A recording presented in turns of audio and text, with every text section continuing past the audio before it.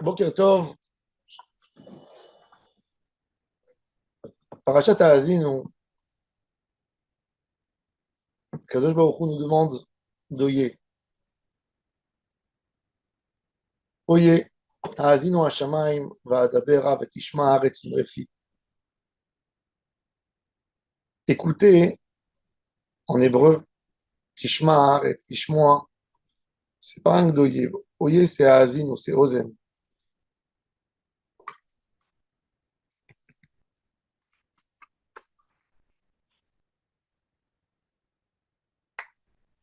Tishmoa Shema Israël,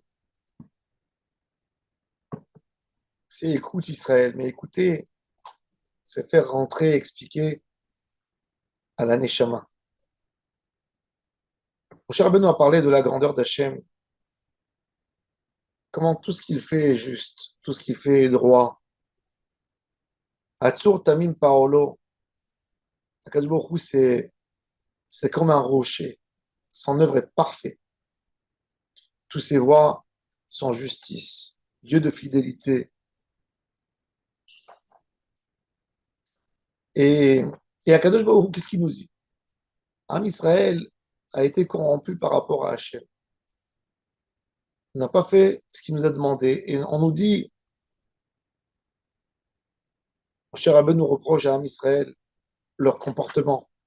Et il nous dit dans le chapitre 32, verset 6, il nous dit ainsi, vrai, le Seigneur, vous le payez ainsi, peuple insensé et sans sagesse.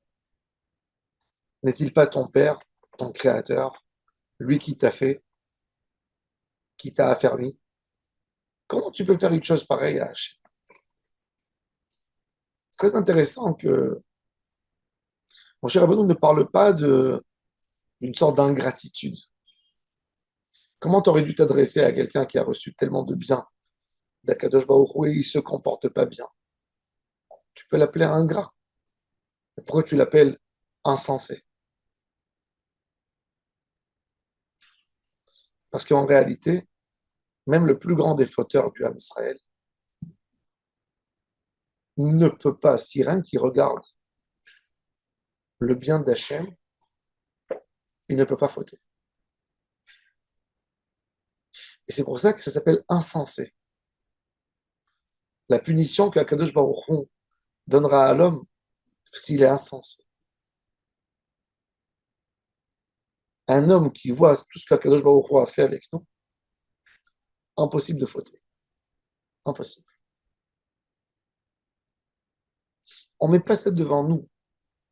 Il y a des moments de grandeur dans la vie où on sent Hachem, où on n'arrête pas de penser qu'au bien qu'il nous a fait. Shabbat, j'ai donné l'exemple.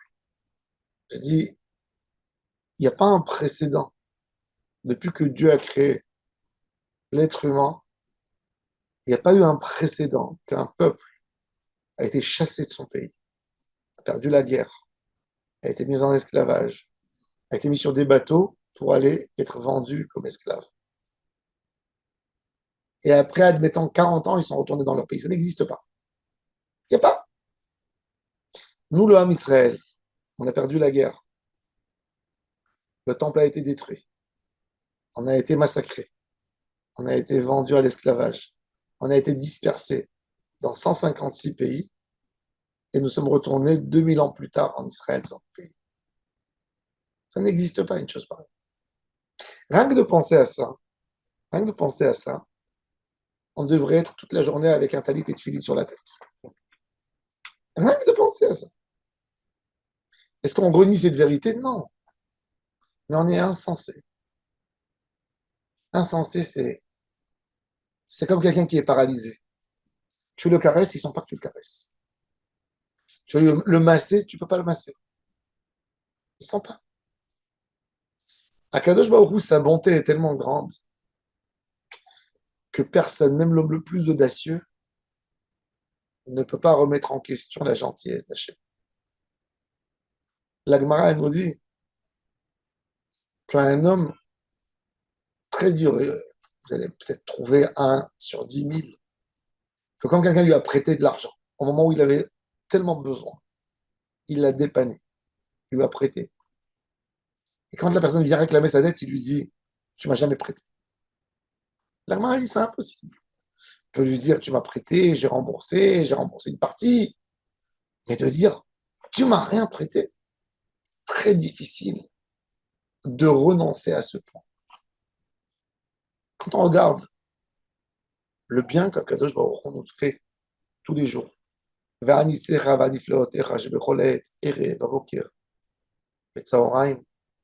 est impossible de renoncer à Hachem. Mon cher Rabbeinu nous prend ce point. Il appelle le Ham Israël Velo Chacham, Ham Naval, Velo Chacham, une fleur qui est en train de faner. Parce que il te manque de l'intelligence. Pas parce que tu es arrogant, pas parce que tu es culotté. Non, parce que tu ne peux pas être culotté devant un si grand chesed. Donc la seule chose qui te reste, c'est que tu es insensé.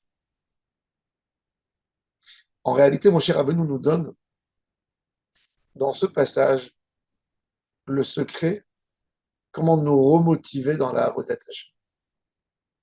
Quand quelqu'un il sent qu'il n'est pas suffisamment motivé, ne fait pas suffisamment d'efforts, Ravot al-Vavot, il nous dit de se concentrer dans Shara Bechina, il nous dit d'essayer de penser en réalité, arrête-toi en début de journée, avant de commencer ta tefila, que ce soit un homme ou une femme, un homme avant de rentrer à la synagogue, une femme avant de prendre son livre de prière et de réciter les Birkot HaShachar, les bénédictions du matin, ferme tes yeux 20 secondes, regarde-toi, dis merci Hachem, je suis en bonne santé, merci Hachem, je suis bien.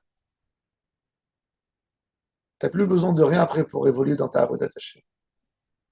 Le problème, c'est qu'on ne met pas les tovot d'Akadosh Baruch Hu en face de nous. Je vais vous raconter une belle histoire, une histoire véridique. Il y a un rabbin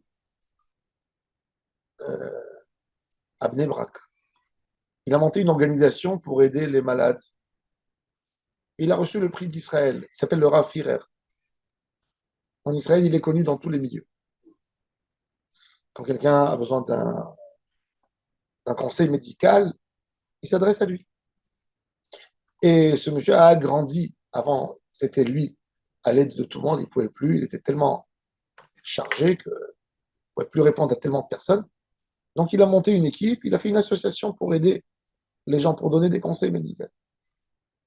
Et puis, il a un philanthrope américain qui aide cette association. Ce philanthrope américain vient, ça lui rend visite. Et ils sont à la maison, il tarde, il est vers 11h30, minuit, et son ami philanthrope lui dit, regarde, je ne vais pas te déranger plus que ça, j'ai l'avion à 5h du matin, mais je vais aller à l'aéroport, je vais m'asseoir, bon, ça va, c'est pas grave. Et lui dit, non, tu vas pas rester 5 heures à l'aéroport, tu sais quoi, j'ai une idée géniale.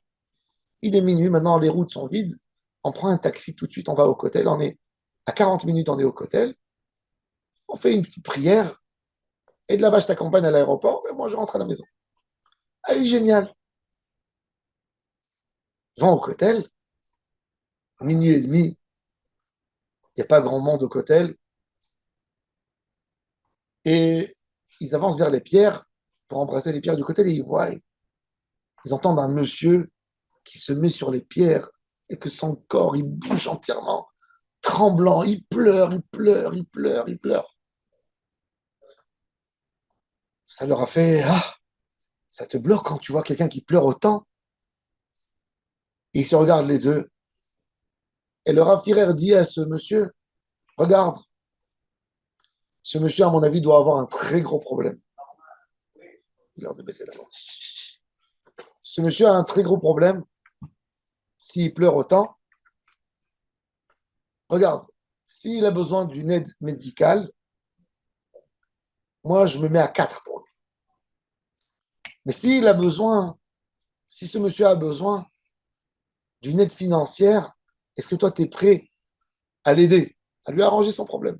Et s'il a besoin des deux, peut-être c'est de voyager, faire une opération en Amérique, eh ben nous on se met pour lui. Il dit, ok. Ils vont vers lui et le Raphaël lui met la main tendrement sur le dos et il se tourne, il voit la personne larmoyée. Il lui dit, t'as mal quelque part, tu veux qu'on t'aide, t'as besoin d'aide. Il dit, non, j'ai pas besoin d'aide. Il dit, mais excuse-moi que je me... On t'a tellement entendu pleurer que ça nous a déchiré le cœur. Il a dit, écoute, regarde l'heure qu'il est. Il dit, ce soir, je reviens du mariage de mon 12e enfant, mon dernier enfant. Avant de rentrer à la maison, j'ai dit au taxi, tu me ramènes au cotel. C'est le temps de me mettre devant Hachem, de lui dire merci pour toutes ces années, pour toutes les vagues qui me sont passées sur moi et j'ai réussi à tenir. Et je suis en bonne santé. Je tiens sur mes deux pieds. J'ai marié, voilà, j'ai fait le 12e mariage, le dernier enfant. Je suis venu tout simplement pour remercier Hachem. Je regarde et j'observe tout le bien qu'Hachem a fait avec moi et je n'ai qu'à pleurer et qu'à être ému de tout ce que j'ai traversé dans ma vie et de voir à quel point il était là à chaque fois pour moi. C'est tout. Ça, on en a tellement besoin d'arrêter la routine de la vie et de s'arrêter chaque jour et de penser le bien qu'Hachem fait avec nous, le bonheur qu'Hachem nous donne chaque jour. Si on a ça, croyez-moi, notre avodat Hachem, elle sera au plus haut des niveaux. Toutes les fautes qui nous arrivent, c'est pas parce qu'on renie Hachem. Non, personne qui renie. On est insensé. On est insensé. On pense pas. Et l'idée, c'est exactement ça. Mais Hachem, remets-le. Remets-le dans ta vie. Regarde comment t'as commencé ta vie. Avec une chemise. T'as connu ta femme. T'as décidé de construire et de tout doucement, tu t'es lancé. T'as commencé salarié. T'as monté une petite affaire. Tu as acheté, tu as racheté, tu as fait, tu as eu des enfants.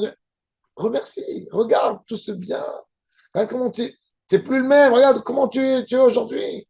Rien qu'à regarder sur ça, à penser, c'est la reconnaissance d'Hachem. Et par la reconnaissance, on arrive à faire toutes les mitzvot. Ce qui nous manque, c'est de la reconnaissance. Cette reconnaissance, comme j'ai dit, elle ne vient pas parce qu'on est culotté, elle ne vient pas parce qu'on est arrogant. Elle vient tout simplement parce qu'on est insensé. Et il faut réveiller en nous cette idée. Et avec ça, ça peut nous amener une très grosse motivation pour la Avodat Hashem. Baruch Adonai, Leolam. Amen.